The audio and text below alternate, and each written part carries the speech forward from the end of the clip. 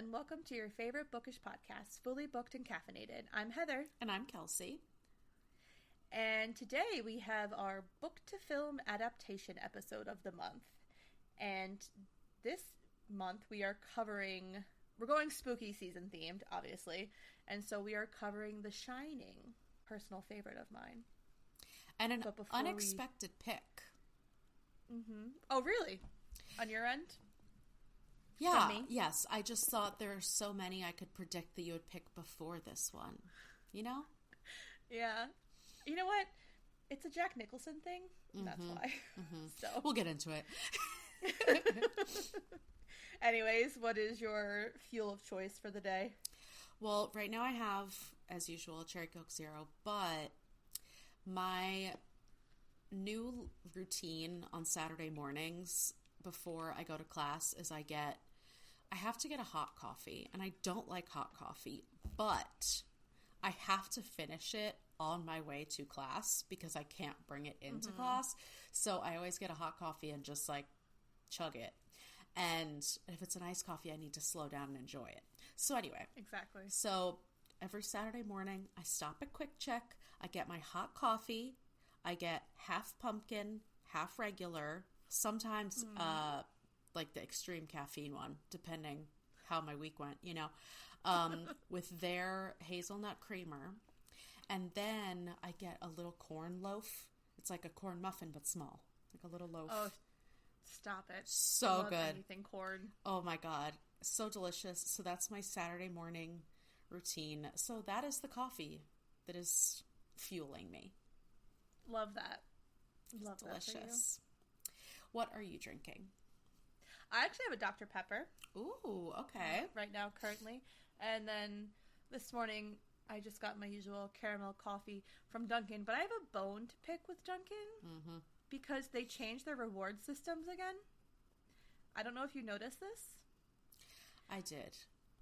So now it's 600 points to get a coffee, and they removed the cold brew option. So now the cold brew is the same as like a latte? With like the lattes and like the refreshers and like specialty drinks. So now I'm pissed. And now I'm like, were they listening to this podcast and they heard me like screwing the system and just getting my cold brew for free every time? Probably. But also like it should be in a bracket of its own. Yes. It's not as high as a latte. I don't know. They're making the cold brew in these big batches, okay? I know. And now I'm like, so now you have to make me spend $100 more in points, 100 points dollars worth to like get there. That's stupid. You know, this is like what Starbucks did a few years ago. They changed their reward system. Yeah. Well, I remember when Dunkin' changed it to these, like this rewards points. Before it was like, spend $20, get a free coffee every single time. Yeah. And I'm like, oh, this is amazing. Exactly. Now it sucks. Yes, I mean, I'm still gonna obviously go to Dunkin' every day of my life, but I'm not a happy camper with this change. So we'll write them a letter. Stupid. I will. A strongly worded letter. Bring back my cold brew in the coffee category. It is coffee. I'll reword it for you a little more aggressively. Okay. You do that for me. Perfect. Anyways, cheers. Cheers. Okay, so The Shining came out in 1980, and it's based on the 1977 novel of the same name by none other than Stephen King. It was directed by Stanley Kubrick, who is pretty much a famous director. He's done a lot of notable films. I was looking through his, like, film repertoire, and I've actually only seen The Shining, which is kind of surprising to me. Like, he did A Clockwork Orange, he did Full Metal Jacket, he did Lolita, he did Space Odyssey, Spartacus. He did, like, he's been around, like, he died in, like, I looked it up, it was, like, in the 80s, I think. And so, like, he was kind of a pretty prolific director. He's done a lot of, like, different things. And I've heard, like, he can be hard to work with at times, too, because he gets very, like, invested. Yeah, I've heard that too. Kind of like a method actor, but director. Yes, director. Yeah. And I'll talk a little bit more about it, but like Stephen King, I think he's been very vocal. He's like really displeased with this movie. Yeah, and I don't think he liked Kubrick. I don't think that's who he wanted as like the director. Mm-hmm. Wow, so, okay. But I'll talk on that. I'll talk more about that towards the end. So the cast is Jack Nicholson as Jack Torrance. He's our male lead. Shelley Duvall as Wendy Torrance, who is our female lead. And then we have Daniel Lloyd, who plays Danny Torrance, which I thought it was funny that the two actors are like going by the same name. Yeah, I was just going to say that. That's so unusual. I know. I guess it's not unusual for a kid actor.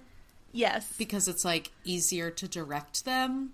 Mm-hmm. But then Jack Nicholson was just like, nah, we'll go by my name. I know. So I was reading up a little bit on... I like to sometimes do, like, what have they done, where are they now, kind of things when I'm watching movies from a while ago. So Daniel Lloyd, who was cast to play Danny, he was 6 when he got casted, and during the film process, Kubrick was very protective over him, and Danny believed that he was filming a drama instead of a horror film. Mm. And, like, he was not allowed to watch the film until 5 years after production. I mean, that tracks. Yeah. I was like, okay. And then he only did one more acting gig in 1982, and after that, he just chose to retire. He's just like, I'm just good not for doing him. movies anymore. Because he's still getting royalties off this. Oh my god, yeah. So he went on to become an associate professor in the biology department at a college in Kentucky, and he chooses not to discuss his role in The Shining with his students. That's so crazy. Yeah. Wow, better person than me, because I'd be telling everybody. I know. And it's just, like, kind of crazy, because, like, it was... He, like... was only 6 years old when he started this, and he was a crazy actor. Like, he was so good in this. I was like blown away by his acting skills, and he has a lot of lines, a lot of parts. Like, he has a lot of acting to do, whereas a lot of times in these horror movies, the little kids are just like, hey, look creepy. I know. Yeah, so I thought that was, like, crazy, because he, like, did really good acting. And I was shocked that he just chose not to act anymore. Like, who decides that at, like, the age of... Well, let's see, if they filmed this in, like, 1979, and he was 6, so he was 7 when he came out. So, like, he stopped acting, like, at the age of 10, he was like, I'm done. Good for him. Like, crazy. He probably had so many times, like, I wonder if I should go back to that. All right, so the film opens up with a pretty foreboding instrumental, which just happens throughout the entirety of the film. There's a lot of... The music is scarier than the movie. 100%. The score makes this movie scary. Yeah, like 100%. And it follows a car that's driving the windy roads on a mountain. And then we get like the screen kind of goes black, and then the words, the interview, pop up on the screen. And we learn that Jack Torrance is becoming the caretaker for the Overlook Hotel for the winter. They close from the end of October to May due to the upkeep of trying to keep a 25-mile road clear of snow, because they're, like, in the mountains. And Jack is essentially hired to handle the upkeep of the hotel during the off-season. So he gets to, like, eat all the food that's there. He gets full reign of the hotel. And he's bringing his wife and son with him to stay. But also, these people must make good money from, like, May to October to just be able to close for, like, 6 months. Yeah, especially months. Like, being they're a ski closed town. more than they're open. Mm-hmm. Yeah. I'm like, that's crazy. And it's a fancy place. It is. Super fancy. It almost looks like a castle. Mm-hmm. When they do, like, the first shot of it, I was like, oh, this place is a lot fancier than I recalled on the outside. The manager and the owner make it abundantly clear that Jack may feel a tremendous sense of isolation, and he tells Jack about the tragedy that took place in the winter of 1970 when an old caretaker of the hotel, He had come with his family. He suffered a mental breakdown and ended up killing his family with an axe, and then he shot himself. And Jack is just like, oh, crazy story. Doesn't bother me in the least. It's cool. I am so ready to just do this job. I feel like, do they have to disclose this? Is this like when you buy a house that I know, because he was like, I was like, oh, did the dude that hired you, like, tell you, like, about this tragedy that happened here? Did you happen to recall? And he's like, no. And he's like, oh, well, let me get into the details. So, there was an axe. And it's like, okay. We're getting a little... All right. Yeah. They use the term cabin fever. Mm-hmm. And I was actually curious about where this term came from. Because, like, I say it all the time. I said it when I was in the deep of my postpartum, because I was in deep cabin fever. Mm-hmm. And it originated in the early 1900s, and it refers to the restlessness and anxiety caused by being isolated in a confined space for a long period of time. It comes from the experience of early pioneers and settlers in frontier areas like American West and Alaska who were trapped inside small cabins during harsh winters. So that's where it came from. Wow, that's pretty cool, because it is such a common saying now. Yeah, and I was like, where did this come? And I was like, did it come from The Shining? I was like, maybe it came from The Shining. That was like, when I looked it up, I was like, oh no, this came from way before. But it also makes sense, because when I read, which you haven't yet, I don't think you haven't read The Great Alone by Kristen Hanna yet. Not yet. So that takes place in Alaska, and you could, from like how rural she makes it sound, I could definitely see people in that time, definitely like the 1900s, being like, this is not fun for me. Yeah, because they don't have any streaming services. And we meet Jack's wife, Wendy, and their son, Danny. And Danny has a friend named Tony who speaks through his finger, and he's a little boy that lives in his mouth. And he talks in this weird voice when he's Tony. I forgot that his name was Tony, and this is the funniest part. Like, why is your ghost a character from Sopranos? Like...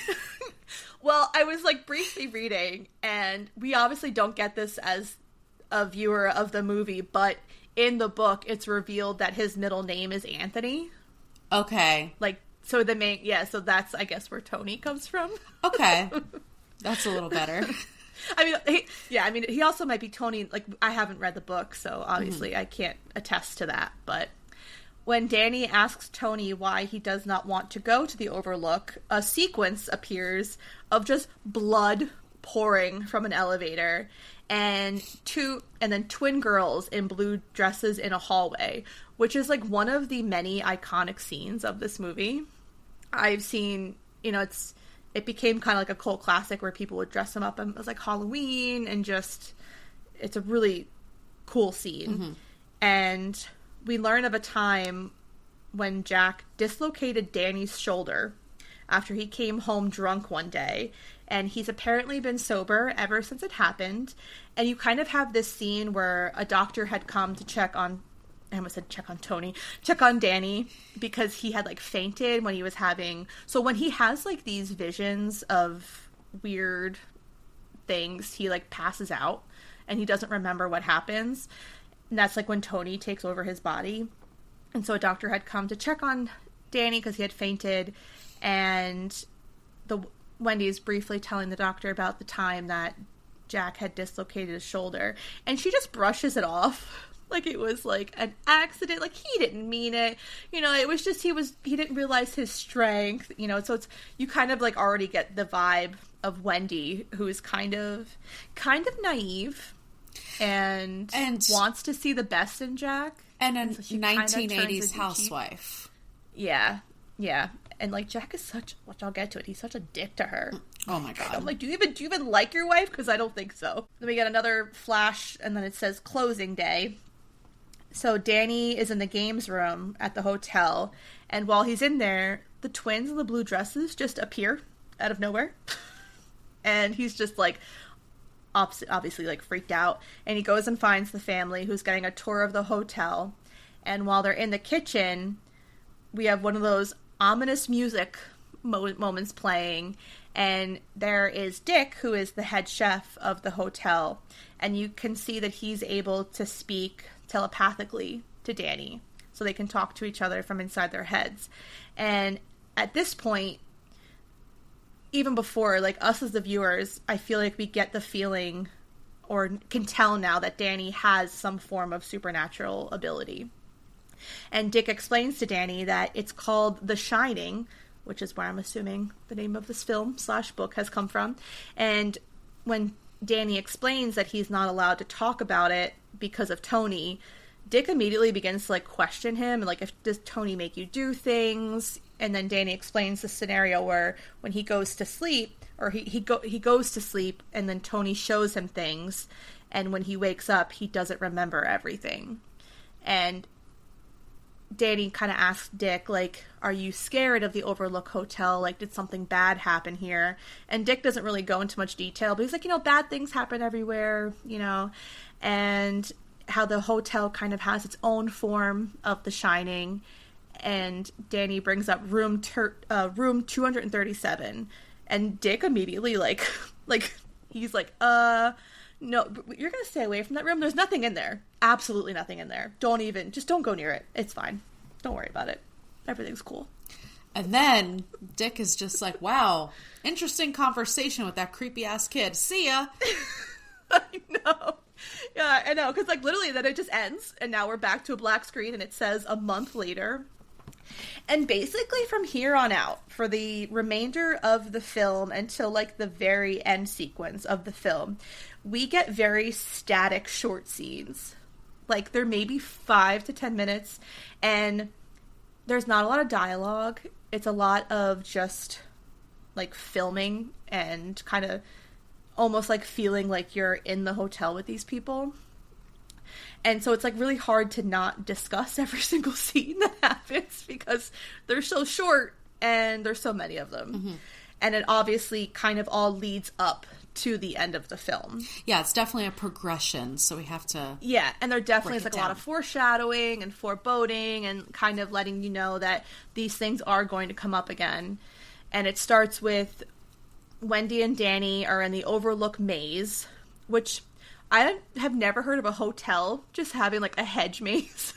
And this thing is intricate. Huge. Okay? This is huge. Harry Potter and the Goblet of Fire situation. No, literally. I wouldn't be going in there. No, literally.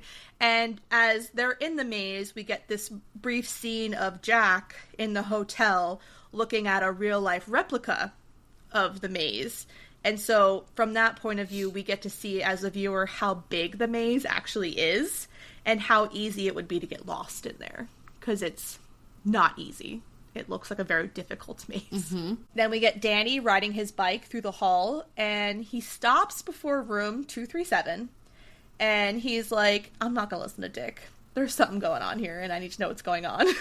So, he goes to open the door, but finds that it's locked. And then we get a brief visual of the twin girls popping up.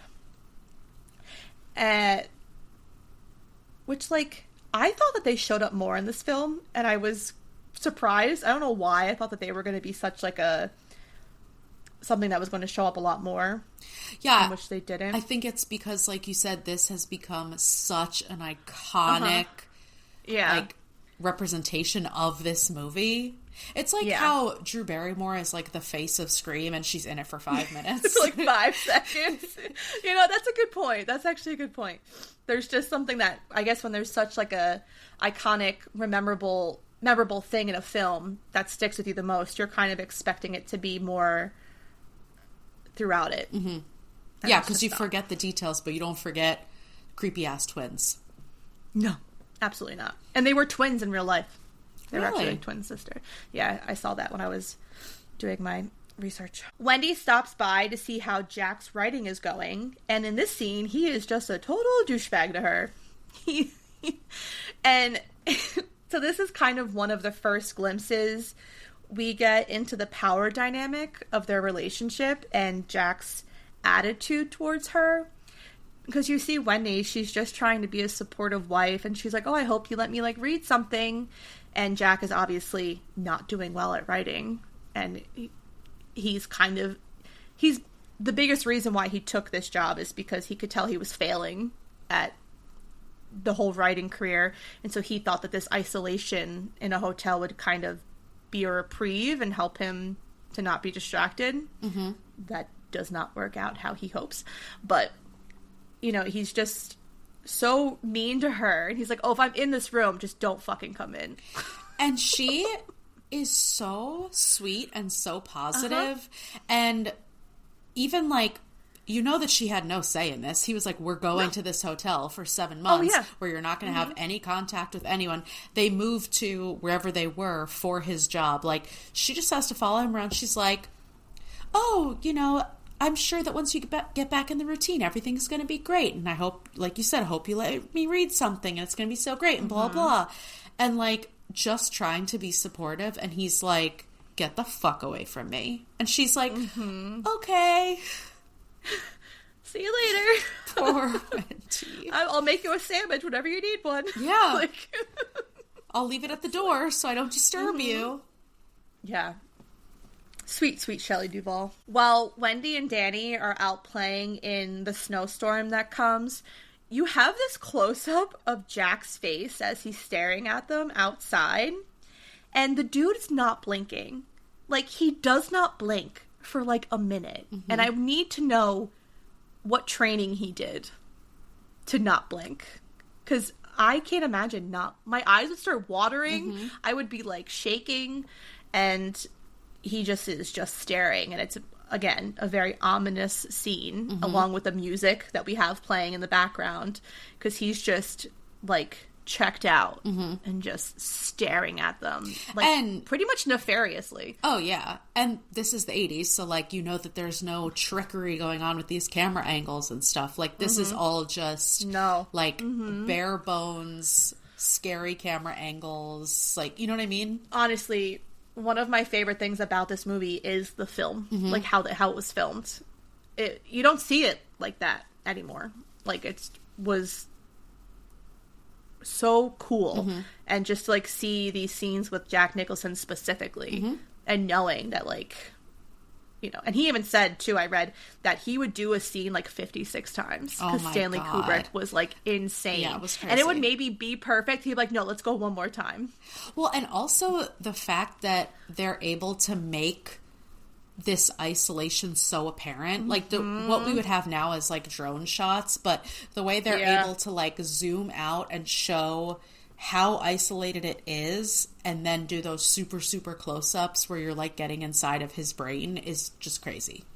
Yeah, especially the getting inside of his brain part, because I feel like we can really tell that he's, like, losing his goddamn mind.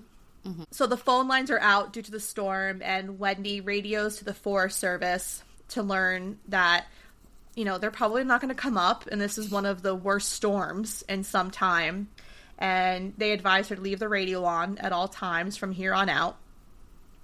Then we have Danny riding his bike through the halls on his little tricycle.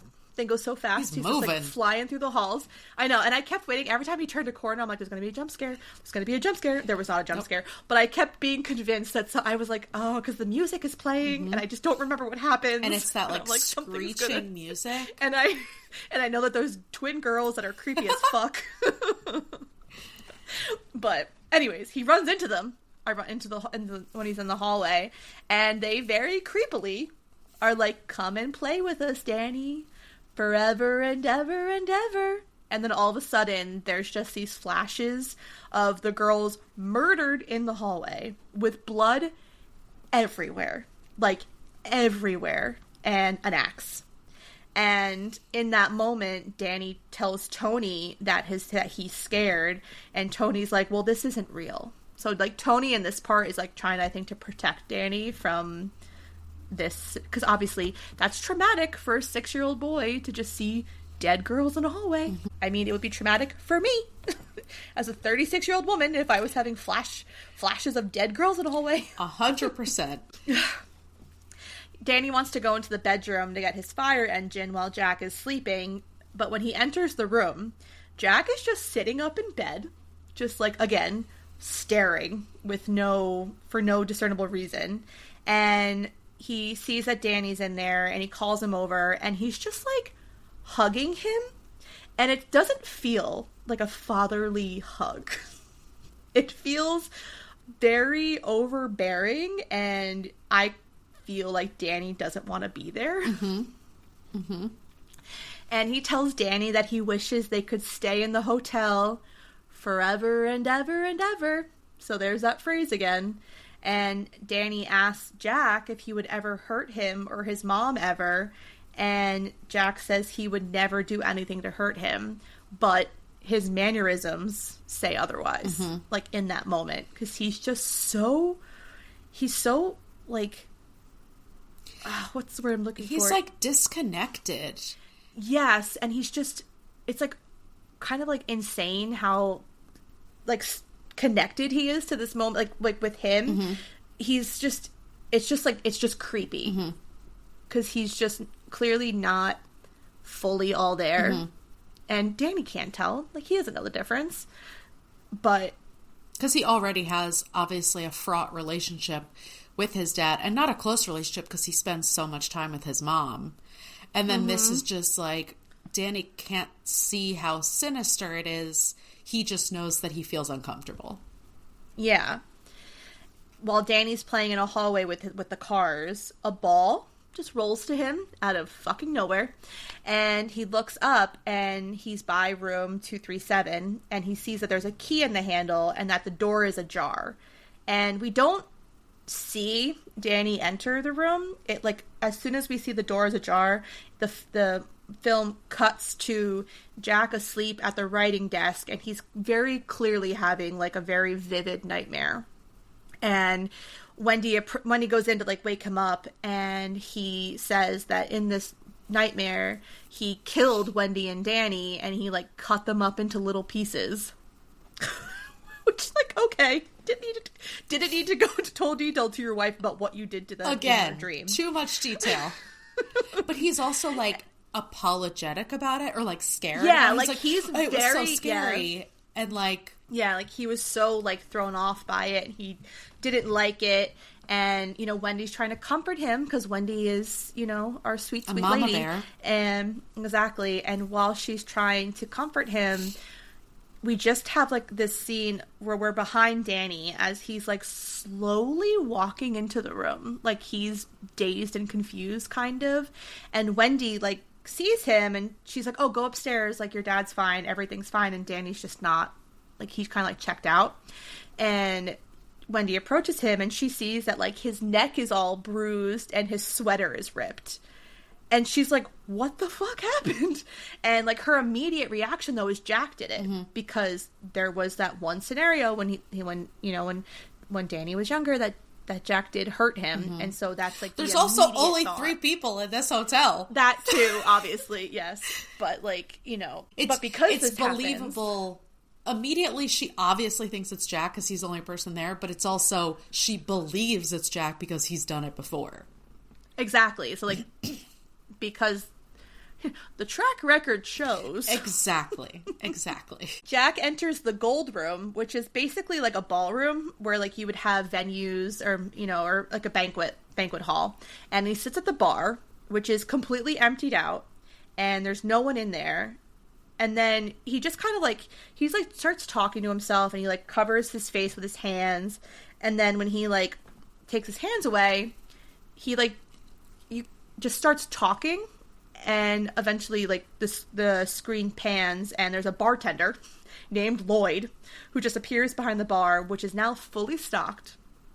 And him and Jack are talking, and in this, like, vision kind of thing, because, like, you can't tell if it's, like, reality or not, or, like, if it's not actually happening, or if it's kind of, like, a vivid dream scenario. But he does break his sobriety by drinking some bourbon on the rocks. And he's talking very disparagingly about Wendy. And he talks about how he had accidentally hurt Danny. And now anytime something happens to Danny, Wendy's immediate reaction is like, well, Jack did it. And he's just like, obviously upset about this. But, sir. Bruh, he referred to Wendy as the old sperm bank upstairs. Yes, he did. And I just have to say, I was like, on my phone, I swear to God that happened. My head snapped up. I said, the who? But the acting in this entire scene is just one of many where Jack Nicholson is just fucking phenomenal. Mm-hmm. Like, the facial expressions he does, the eyebrow work he does, sir, like, truly phenomenal. Wendy comes to Jack to tell him that there's a crazy woman in the hotel who strangled Danny. So now, it wasn't Jack. Yeah. There is a third party now in this hotel, and so now you need to, like, go find her. You know, and he tells him, like, where Danny was. She tells him where Danny was, and then we kind of have this random. It's not random because it has like a point, but it's so long, and I don't know why it's so prolonged. But it's Dick in his bed at home, and he's just like laying on his bed with his feet propped up on a pillow, and it's just, you know, you zoom in on his face for a while because obviously he's getting a telepathic vision from Danny of what's going on at the hotel. But it was so long and not needed. Yeah, they didn't have any purpose. No, and he didn't speak at all in the scene. And we don't know he's anything back home about... like, he's back home in Miami, Florida. Yeah, like, it's just... but we know absolutely nothing about his personal life. No. As to why he has naked chick posters everywhere. Although, from what I heard, there was like 27 extra minutes in this film that they had to cut. That doesn't surprise me. I feel like they could have... Well, also, Stephen King's books are... I know. I want to see how long the audiobook is for this. Because I know his books are extremely I know that. long. Well, it was only like 400 and something pages. Oh, that's not bad. Because I looked it up because I was like, oh, I wonder how big this was. Because I know like it is a fucking Bible. Like she's thick. So, but I wonder how long the audiobook is though. Oh, it's only 16 hours. That's not that long at all. Okay. What's the it audiobook? Oh god, it's gonna be so long. Let's say you can't just search it. 45 hours. Holy shit. 45 hours? That's like that's 2 full over 3 days. Months. That's like over 3 months of Spotify premium hours. It really is. Oh my god, imagine. I mean, it would take me 3 months to get through it, so wow. Holy shit. That's determination I've never had, so wow. no wonder the movie is over 3 hours. So Jack enters room 237 and he finds a woman in the bathtub, and she just gets out and, you know, kind of like seductively, nakedly walk towards him, and you could like see Jack's face. He's like, oh yeah. He's like, this is what I've been waiting for, because he's a dude. And they just begin making out. There's not one scintilla of verbal and anything. Nothing is uttered. They fully embrace as if, oh my god, as if there would be a random woman, first of all, a random naked woman in a bathtub, second of all, a woman who has any interest in this crazy ass motherfucker, number 3. Like, this man is so far gone, he just missed all of those signs. Literally. And then he looks in the mirror at their reflection to find that he's actually kissing an older, decomposing woman. And when they break apart, she just laughs maniacally, like, for a good solid minute. It's just... And he's, like, freaked out, clearly. But when he returns to Wendy, he was like, there's nothing. I didn't see a thing. Absolutely nothing. Danny definitely hurt himself. He has the power as a 6-year-old to just strangle himself and rip his sweater. So for absolutely and Wendy's no like, reason. Wendy, I don't think believes it, but she can't. There's obviously no real other explanation that makes sense in this moment. So she's just like, okay. And then during this time, Danny is having visions of a door with the word red rum on it and more blood coming out of the elevators. Just so much blood. A river of blood. As Jack is walking around the hotel, he just finds balloons strewn around, and there's just like the sound of music playing. There's a party. He goes back into the gold room where he discovers said party, and all the guests are dressed up from like decades past. So they're definitely in like 20s garb. And then when he tries to pay for his drink, Lloyd, what was it? The best damn bartender from like Timbuktu to Portland, Maine, or Portland, Oregon. I was like, isn't Oregon closer? Never mind. It's also not Timbuktu. He said another word. Yeah, but, like, he said something. Other country. And then to Portland, no, Maine. I can't remember. And then Lloyd's like, your money's no good here, from like orders of the house. And Jack's like, huh, okay. Not weird at all. And as he's walking, a butler accidentally bumps into him, spilling some kind of substance.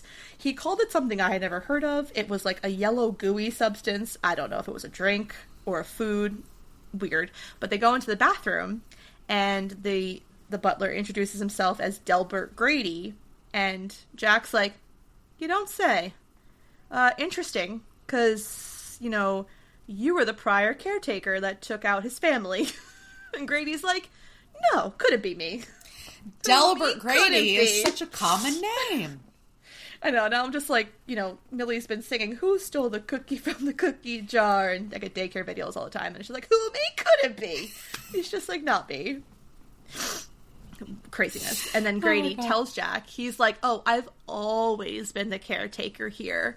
And, you know, your son Danny, do you know that he's trying to bring an outside party into this situation?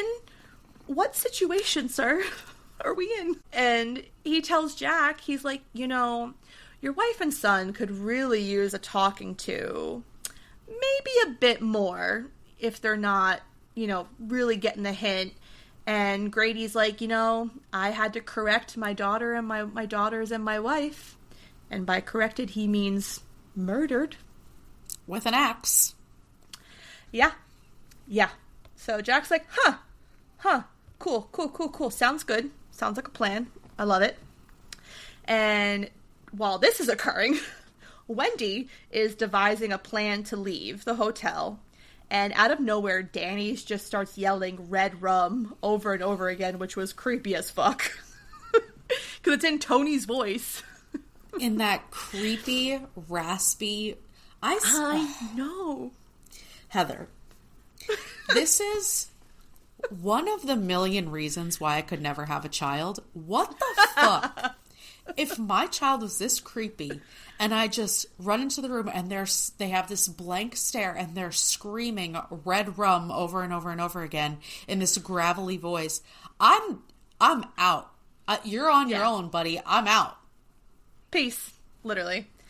And it's now, he's like, he's no longer Danny in this moment. He is now Tony in his place, and he tells Wendy that Danny has gone away. Wendy is being too chill in this scenario, by the way. 100%. Like, she knows that she knows something's up, but she's just like, okay, all right, let's eat, let's have a sandwich and watch some television. You know, the fact that at this point she thinks that it's possible that Danny could have hurt himself. Yeah. She's way too chill. Yeah. The Forest Service is calling over at the hotel at Dick's insistence, because Dick is like, something is going on. And so from Miami, he's like calling the Forest Service. He's like, I can't get through. Can you check? And as they're trying to call, Jack just takes the radio apart to prevent anyone from calling in or out. And he pockets the whatever those things are in a radio that make you able to talk to people. I don't know what they are. I mean, he knew exactly what ones to pull out, which was weird. I know. And as Wendy is going around looking to find Jack, she stumbles upon his typewriter, and there's a piece of paper with the phrase, all work and no play makes Jack a dull boy, just written over and over again. And there's a pile of papers next to the typewriter with that saying, just over and over again. Millions and, so she's and millions of times. Which, by the way, I forgot that this was like a detail that I hadn't remembered, that all of the sentences have like typos and stuff, like different typos. Mm-hmm. So it's obvious that it was written frantically and like in a rush or in a zone or whatever. And I didn't remember that detail. I really liked that. Yeah. Mm-hmm. And Jack, you know, quietly approaches her from behind and scares the living shit out of her. And then he's just like tormenting her specifically about Danny. And it was, again, the acting was he was mocking his child, but it was just so fucking good. Like, he could just tell that he's just spiraling, and he's just, the asshole in him is just really coming out in this scene. And he just really hates his wife. And he really does not love his son. Mm-hmm. He says he does, but he does not. And she's holding a baseball bat, and he's like, put it down. Like, put down the bat. Okay. And Wendy has never held a baseball bat in her entire life. No. She's like, why the fuck was she holding it like that? She's like, holding it from the middle and swinging her whole body around. I'm like, she's like a conductor, like in an orchestra. She's just like, I'm like, how have you never seen someone use a bat before? I don't think so. But she does successfully bash him over the head with it, and then he tumbles backwards down the stairs, which, good on you. And then she drags him into the kitchen and locks him in the pantry, which, like, good. Mm-hmm. This was, like, a really strong moment of Wendy. And at this point, and she's talking to him through the door, and she's like, we're gonna leave. And Jack's like, ha ha ha, good luck with that, ma'am. And she discovers that not only is the radio disabled, but the snowcat that they would have been able to escape on is also disabled. So there's truly no way out of this hotel, which is, if that were me in that moment, the amount of terror that I would just feel, not great. It's like the only thing you can do is hide. Mm-hmm. But for how long? Yeah. I know. And obviously there's certain, like, supernatural entities in this hotel. Not that Wendy knows that quite yet. Like, she kind of, obviously something's going on, but, like, she doesn't know. Mm-hmm. But Jack does. And then you have this scenario where Grady visits Jack at the pantry. And first off, he, like, berates him for not getting the job done. He's like, you're pretty much a fucking failure.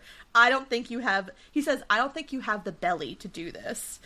And which, good. Someone needs to tell Jack. I know. Okay? I know. But I feel like Jack is, like, this overachiever, and, like, he doesn't want to be a failure. Mm-hmm. So he keeps, like, he's promising that he's going to get the job done. And Grady's like, okay, well, it has to be in the harshest way possible. Mm-hmm. And he's like, okay, like, I agree. And then Grady unlocks the bolt for the pantry to let Jack out. And in that moment, you're like, holy shit, like, these things are just really in the hotel. Mm-hmm. Like, in some way or some form. Like, we never know. We never learn. But, like it's not clearly just hallucinations. This is actual this is supernatural happening. Forces. Yes. Mm-hmm. And then at that point, we're panned into the bedroom where Wendy is sleeping. And Danny takes the knife, which Wendy had brought up. And it looks like he was going to, like, cut his finger. Mm-hmm. And then in that moment, I thought, I'm like, oh, does he write red rum with, like, his blood on the door? But no, it's her lipstick. Mm-hmm. I was like, okay, yes, that makes more sense. I was thinking that too. I was like, oh, he did write this in blood, but then no. I know, no. And, like, so then of course, here he is in his creepy little voice again, just saying red rum over and over again, getting progressively louder till Wendy wakes up. And when she wakes up, she looks in the mirror, and the reflection of the red rum is murder, which... The first time I saw this movie, and I saw that, I was blown away. So I was like, what the fuck does red rum mean? Mm-hmm. Mm-hmm. And I was like, oh, that's actually really cool. Yeah. I like that a lot. Yeah, I remember when, like, people at school would be saying that over and over. Yeah. And, like, we were all too young to see that movie. So I didn't know what it was. And then I was like, oh, shit. Mm-hmm. And... Jack starts breaking down the door to the bedroom with an axe, and they go into the bathroom. Danny's able to escape through the bathroom window. Poor old Wendy is like Winnie the Pooh, and she gets stuck, and she is unable to escape. But she, like, tells Danny, like, stay, like, I'm gonna come. And Jack uses the axe to break through the bathroom door, and we have the most famous line of the movie, where he's like, here's Johnny. And... Also, I love that he does, like, the 3 little pigs before he enters. Mm-hmm. He's like, I'll huff and I'll puff. And I'm like, just, again, superb acting. Who is Johnny? I don't know, but Jack is a name for John. So, like, my grandpa was John, but he went by Jack. Oh, so maybe his real name is John? And I think, yeah. And so I think that maybe that's like, my assumption, too. Because I think in that time, especially when like, when this was filmed and everything... my grandpa was probably around the same age as Jack in this movie. And, like, so his name was John, but he went by Jack. Because I'm always like, that was so iconic, obviously. And then I'm like, wait a minute. Why'd he say that? So it is quite possible that his name might actually be John, and, like, he just says... I'm going to see if it is. But I'm going to get to that scene. I'm going to talk to you a little bit about that specific scene a little bit later, too. And then Wendy slices his hand with a knife. So Wendy's, like, kind of getting in there. And then... As this happens, you know, prior to the scene, we get, like, little interspersed scenes of Dick specifically. And he ends up flying back into Denver from Florida. And he rents a snowcat from someone in town. And he drives it to the hotel. And when Jack, like, hears the snowcat, like, pulling up, he leaves Wendy. And this was the one scene that I really just didn't like, and it fell so short, because he enters the hotel and it just is, like, unceremoniously killed by Jack. Like, he's just, like, hit in the chest with the axe, and he's just, like, dead. And I was like, that's it? Like, that's just how Dick's gonna go out? Like, what was his point in the movie then? Yeah, there's definitely a lot missing with Dick and his story and his, like, the whole interaction. Jack chases Danny into the maze, and as Wendy's running through the hotel, all these, like, grotesque visions and, like, kind of, like, ghosts just, like, appear. Like, there's, like, a dude in, like, a dog costume very clearly going down on somebody that's in the bed, and it's just weird. Like, this whole scene was also very out of place for me and weird. It's such, like, a climactic, like, this is obviously the climax of the movie. We're getting to it, but I don't know, that kind of felt a little out of place. But I guess, like, if you're trying to, if this was the hotel's way of showing Wendy that there's something supernatural going on here, like, you need to, like, realize that. Yeah, maybe, it's kind of like, it's all been building up, and now the hotel is, like, kind of losing control and not able to hide it anymore. Yeah. So that kind of I did think, like, the scene was cool where she goes into, like, the main room and there's all these cobwebs and skeletons. I'm like, okay, that's cool. I didn't need the guy in the furry going down on somebody. Like, that was not needed. It's like in a Willy Wonka where they're going through the tunnel and they randomly show, like, the chicken getting its head cut off. Like, why? Yeah. I'm like, okay, thank you, trauma. While they're in the maze, Danny, my smart little boy, he, like, backtracks through the maze so that his footprints end, and so it's a way to confuse Jack on where he goes, and, like, so Danny hides, and obviously Jack, who's in a manic state, gets lost in the maze, and so Danny's able to escape the maze while Jack ultimately freezes to death. Good. I hope he suffered. And Wendy and Danny escape on the snowcat that was brought by Dick. Maybe this was the whole reason that Dick was there, because they needed a way to escape. But still, it was so anticlimactic, and I was one of the few things I disliked. And then the film ends on a shot of a black and white photo for the Overlook Hotel, the July 4th ball in 1921, where Jack is just front and center. And it ends. And then that's it. You're like, okay. All right. It feels like, I love that they use the maze, and, like, because it had been introduced early and, like, reinforced with the, you know, how hard it is to get out and stuff. But it just felt like such a weird end for Jack, for him to just freeze to death, you know? I know, but I do love the visual of him the next morning. Oh, yeah, absolutely. And he's just, like, you could tell the man suffered. Like, he's just, his eyes are, like, rolled to the back of his head, and he's just, like, covered in icicles. I'm like, you deserve that, and much worse. So the reactions to the film were mixed at the time of the release. And as I had said previously, King really criticized the film. One of the biggest reasons is that it really deviated from the novel. Okay. So it clearly didn't go down the route that he had hoped. And he also didn't like the casting.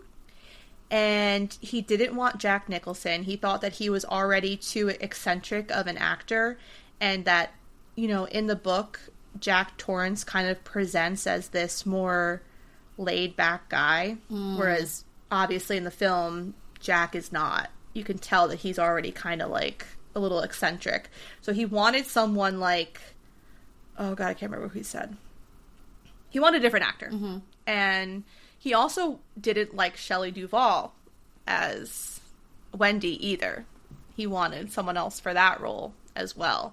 So he just all around was not happy with this film. He bashed it in the media along with Kubrick. I do kind of see where he's coming from for the Jack Nicholson. Not now that the movie is done and like it's so iconic, but it's kind of like an Amityville Horror situation where starts out as like a completely normal dude, and then you can like see him losing his mind and getting crazier. Yes. But with Jack Nicholson, he did already have that kind of like that crazy atmosphere about him. Yeah, like you don't know exactly when he went crazy in this movie. No, you don't. So which also, I get that. which I kind of like that though in the movie, to be honest, because you're like, well, when did he break? Well, like, yes, already... and it's like, yes, that may be so different from the book, but that doesn't mean it's bad for the movie. Yeah, but since like the film has come out, it's obviously been critically reappraised.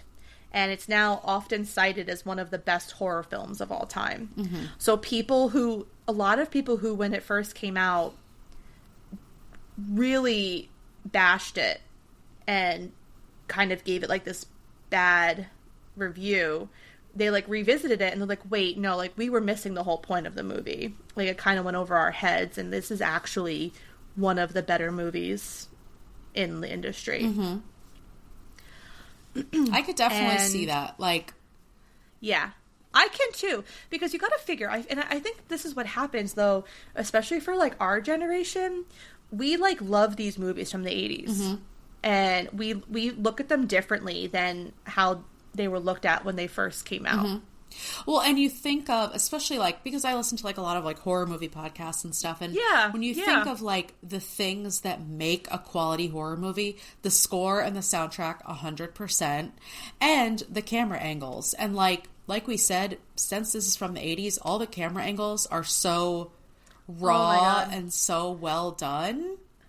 Actually, the one that I forgot to mention that I love too was when Jack gets locked in the pantry and the camera's like underneath him. Oh yeah. And I'm like, and you could like see him where he realizes he kind of has to like act like he's hurt to like get Wendy to let him out. And it's just like just the acting is just so superb. And speaking about the theme of the film, Kubrick stated that there's something inherently wrong with the human personality. There's an evil side to it. One of the things that horror stories can do is to show us the archetypes of the unconscious. We can see the dark side without having to confront it directly. I love that. And like, I think that this is kind of, you get into the point where Kubrick really is like this method director. And I think that he gets very mentally and emotionally involved in his films. And just knowing that like, now I really want to watch like A Clockwork Orange. Have you ever seen that? Yeah, it's very fucked up. Yeah, that's what I'm saying. It's like I want to watch these other movies that he's done, because I think obviously that this is probably just his like MO. Yeah, because when it comes to film. When you were saying that and then listing all of his big movies, it's like, yeah, these are such intense movies that it totally makes sense that he's one of those people, and then he's the one picked for these movies. You know what I mean? Yeah. And so in preparation for the film, Nicholson drew upon his own experiences as a writer, and he slept short hours to help remain in an agitated state during the shoot.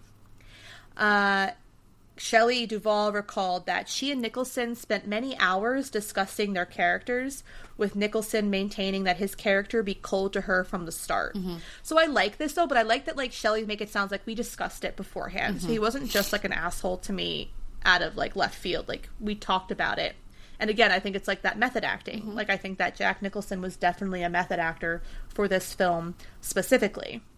So on the set, it gives that sense of familiarity so that she can still have that acting of, because you can tell in the movie she's just like the beaten down wife who still just takes her licks and does what her husband says. Like, Yeah. I don't think she would have been able to do that as well without that bond with Jack Nicholson. No.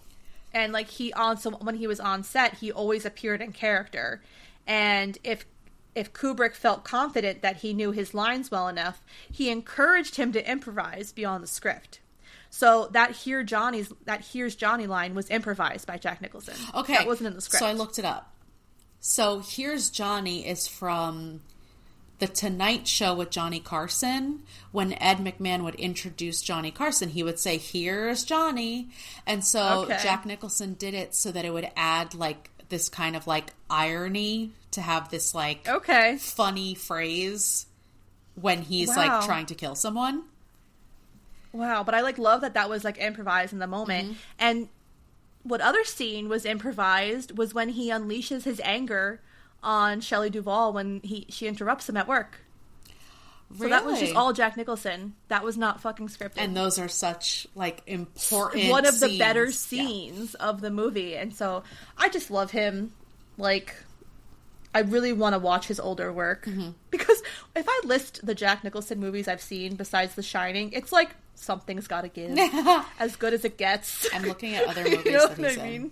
He's one of those people who it's like, I feel like I've seen him in 1,000 things, and I probably haven't, but I just like know him, you know? And he's also from Neptune.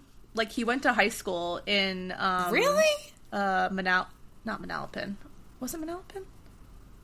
Yeah, he went to high school in Manalapan. Oh my gosh, I didn't know that. Might be another M town. But yeah, no, see, he's from Neptune. That's and I was crazy. Like, and he's also 88 years old, and he has not acted in a very long time. Yeah, why would he? He's probably got plenty of money. Well, it's like those memes of him when he's like on a boat and he's just shirtless and he's just covered in like, I'm like, so he's fucking living his best absolutely. life. Yeah, I definitely remember him in Anger Management because I loved Anger Management, but also and he was in The Departed and One Flew Over the Cuckoo's Nest, which came out before this. And I've never seen that. And so I really want to watch that because I think that was the film that made Stephen King worried about his character as Jack. But, you know, and still to this day, Stephen King still fucking hates this movie. Like, really? He will not. Yeah, and so when Dr. Sleep came out a couple years ago, which was actually directed... Have you seen Dr. Sleep? I haven't. So it's done by Mike Flanagan, who we love. And, you know... Mike Flanagan knew about Stephen's like hesitations with The Shining, and so he really took that into consideration. And he kind of, you know, whenever the Overlook Hotel was referenced or discussions of like The Shining was referenced in the movie, he kind of was very cognizant about that and tried to do it more towards like how Stephen King wanted it. And when Stephen King watched Dr. Sleep, like he really appreciated that. So and that was like, closer to the book. He was like, this movie makes up for the atrocity that The Shining was. That's so crazy that it's Mike Flanagan. Also, he has a new movie coming out, and I was going to send it to you, but it looks really scary. I was like, I don't think Heather liked it. What's it called? I can't remember. I'm going to find it, because I saw the trailer for it, and I was like, oh, Mike Flanagan. And then I was like, oh, this looks scary. I love him, but like, I know. I think, because he's done like a lot of horror movies, too. I mean, he's just... I feel like I didn't realize... Like, once I realized how much I liked him, now when his name comes up, I'm like, oh my god, that makes sense, because he has a very distinct style.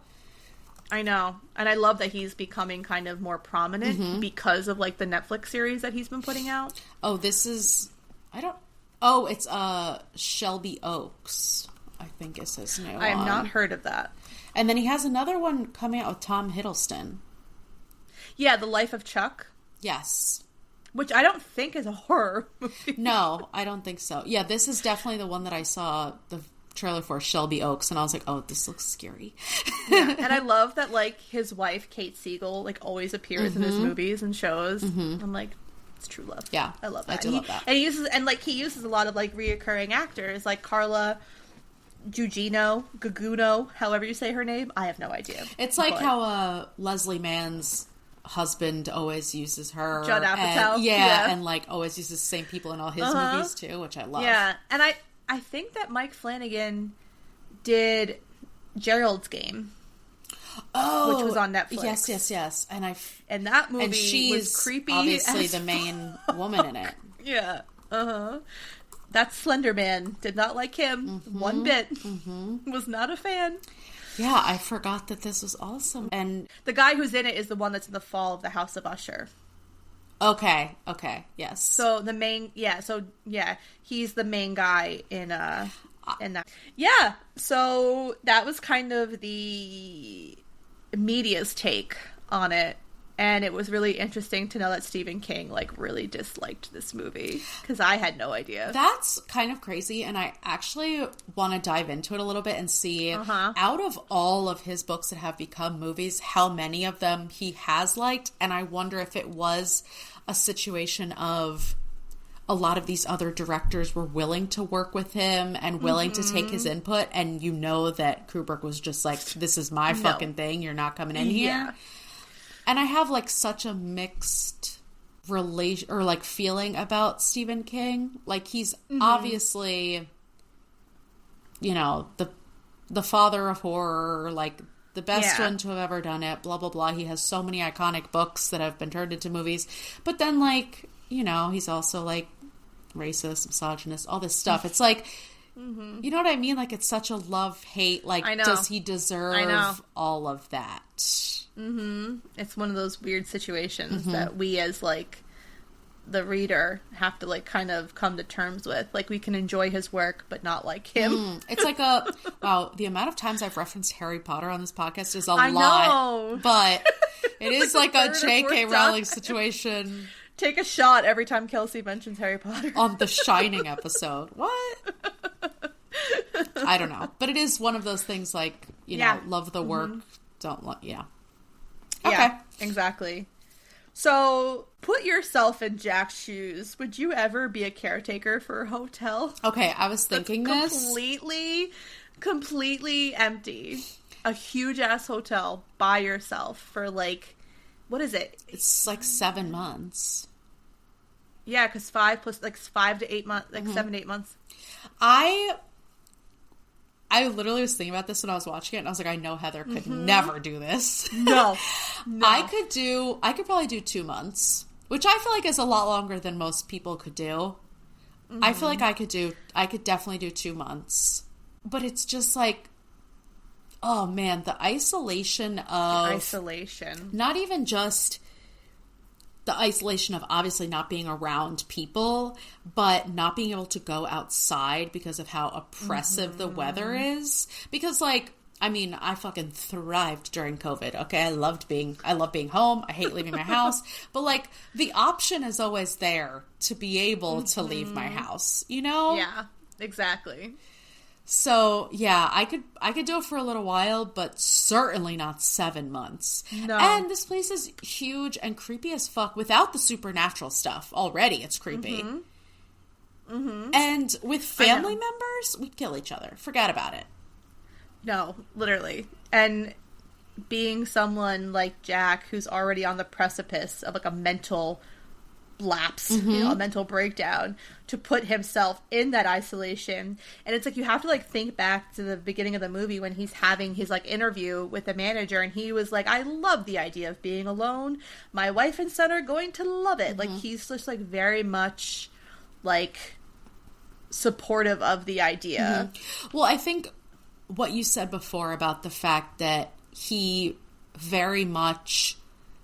He cares about the perception from other men 100%. Like, he wants these, I mean, it's an interview, so, like, obviously, but when he's in front of these men, like, he wants them to think of him as this, like, great writer, like, you know what I mean? And then even when they meet his family, like, he wants to portray, look at this perfect family, look at my son, here's my beautiful wife, Winifred. Like, just the way he portrays all of it. He's so obsessed with that image. And then this is who he really is behind closed doors. And, like, there's something to be said about some writers, too, that are in isolation. And especially writers that are, like, failing. You know, there's already this undue pressure on you to create the next best thing. And So you're going to put that into the mix of being in an isolated scenario. You know, like, there's a whole point in the film where he's just fucking bouncing a tennis ball off the wall when he should be so writing. aggressively. Like, there are holes in this wall. I mean? Yeah, you know, and then there's, like, the part where he's just staring at Wendy and Danny outside and not writing. So, like, he's very much, like, he's trying to, like you said, the perception of being this successful person, but behind the scenes, he's very much not. Well, and he's convinced himself that this is the answer, that, oh, I just have to get rid of all the distractions. I have to get out of the city. I have to get away from this, and this, and then everything will fall back. My writer's block will be gone. Like, he is very much also trying to convince himself that this is the answer. And, like, of course, if on paper it sounds amazing, I'm getting paid to take care of this hotel and write my book. Yeah. I have got all the food I could ever want. I'd gain 1,000 pounds in this fucking hotel. And, like, you know, there's, like, a games room. You know what I mean? Like, there's things to do around the hotel. And, like, they have TV. They do have access to a TV. But, like, can you imagine? No internet. No scroom-doling. No scroom-doling. Oh my god. No doom scrolling. You know what I mean? Poor Wendy was like, when she's talking to that guy on the radio, she's like, so nice talking to you. I'm like, poor Wendy. She does not want to be isolated like this. Yeah, that was definitely one of the scenes that I clocked that you can tell, like, she definitely misses having another human interaction.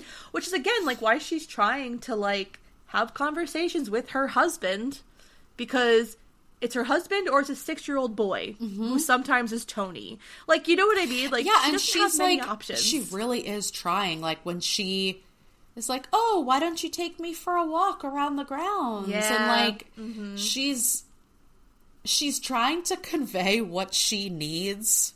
And Jack is just like, go fuck yourself. Literally. And then Tony's over here like, like, no. No. No. No. Oh, God. But his acting, I was paying so much attention to him, to Danny, because he had such a big role and, like, so many lines. So, like, he had to do this creepy voice. Yeah. He had to do, especially at the beginning, when they're still at home and he's looking in the mirror and having that conversation with himself. And, like, you really think he's talking to someone because of his facial expressions and everything. And I'm like, this kid is so fucking creepy. I know. And then Kubrick had said that, like, he got hired for this role because of his extended concentration. The way that how long he could be concentrated was, like, a big reason to his hiring. Yeah, there's so many times where he's just sitting there staring and not speaking. And I'm like, why isn't this kid talking? I think, like, the acting of all three of them, like, is just literally perfect. And I could never envision anyone else being Jack Torrance but Jack Nicholson. Like, I don't think anyone... Well, it would be a completely different movie. That's what I'm saying. And, like, I understand that he didn't embody the character that Stephen Ring. Wow. I'm going through it right now. That Stephen King had written. He's kind of the character that Stanley Kubrick thinks Jack Torrance is, which I can understand why he butted heads with him. But just, like, he plays the eccentric man losing his goddamn mind so well. And in these moments where he's having the conversations with the supernatural beings, and just the way that he's so unfazed by it. And it's like he's known these people his entire life as well. Like, you know, like, it's like he knows Lloyd very well.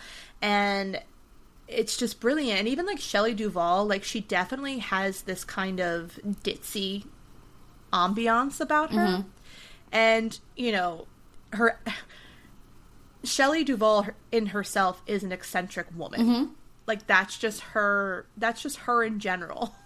And, you know, so you have these moments where she's very much, it feels like she's overacting, but I don't think she is. I think it's just her. Yeah. Like, it for the 80s, it doesn't feel like bad acting. You know what I mean? No, like, sometimes really we watch these older movies and, like, the acting is so over the top and it's like hard to see past. For her, it feels so natural, and I don't know if that's just because of the reason that we can't see anyone else in this role. But what you said about Jack Nicholson, like, especially when he is talking to Lloyd and having these interactions, you can totally see how he would behave in a normal bar, in a normal city, like, talking up the bartender, thinking he's, like, the best guy in there, and like, oh, I just gotta joke around, and how's my credit here? Like, just being such, like, an arrogant asshole, and, like, that's just who he is. Yeah, I know. Gosh, it's such, like, a cult classic now, and, like, I love it. And it's amazing the movies that do become this way, and I feel like we already talked about, like, why this one makes sense, because it has so many of those elements that have aged so well. But it's just interesting to see, like, what really comes back and is valued later on, you know? Yep. Yeah. Yeah.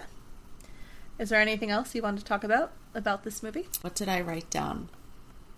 I wrote down a couple notes while I was watching. Here's a list of reasons I hate Jack, but we already talked about them.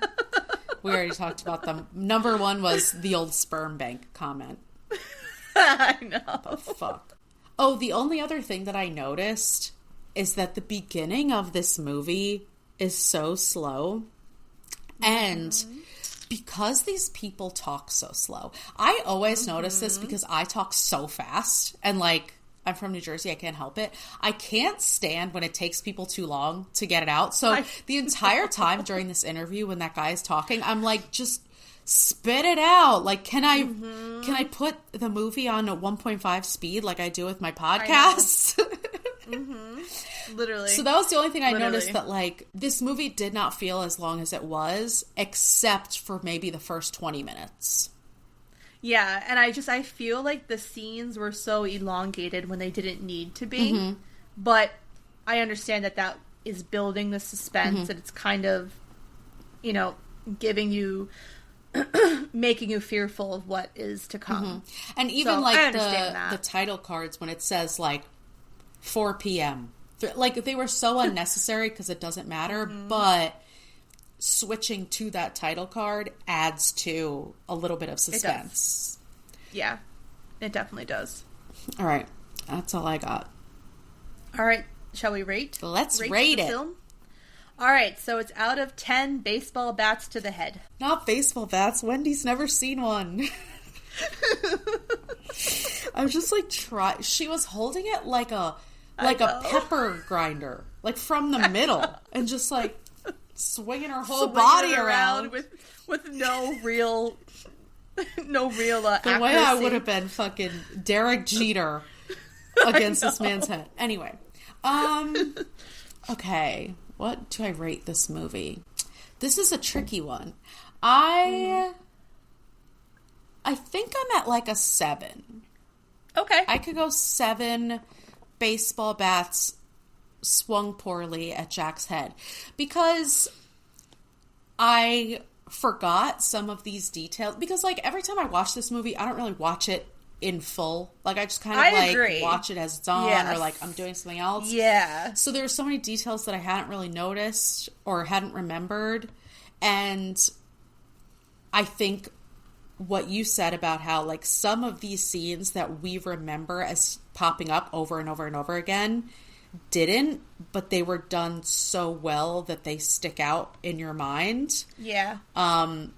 We talked about it a million times. The camera angles and the score are, like, incredible in this movie. If you didn't have that music, this movie would not be a horror movie. Like, it would not be scary without all of that music. No.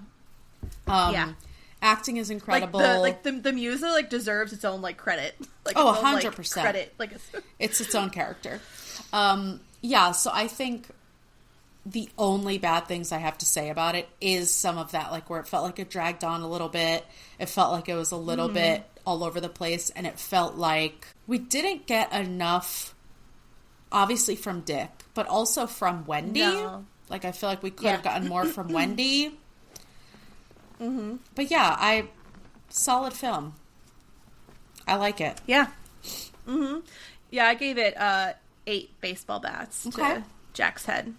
I just really love this movie. The acting is literally just truly phenomenal on all ends. The directorial attitude towards the film is so amazing and entrancing. And like, you know, I love that we're doing this series because I love movies so much. And like there was a part in my youth where I was like, I'm gonna go to film school. That didn't happen, but you know, like I took film classes in college though. Yeah, so did I. Like I just really wanted to like learn more, and it's fucking fascinating. Like fascinating, all of the messages, even like the color outfit an actor is wearing, like all of that is on purpose. It's fascinating, literally, and just the way that the camera angles and the way that it was filmed makes it scarier because of that. Because realistically, when you get to the nitty-gritty of the film, it's not necessarily scary.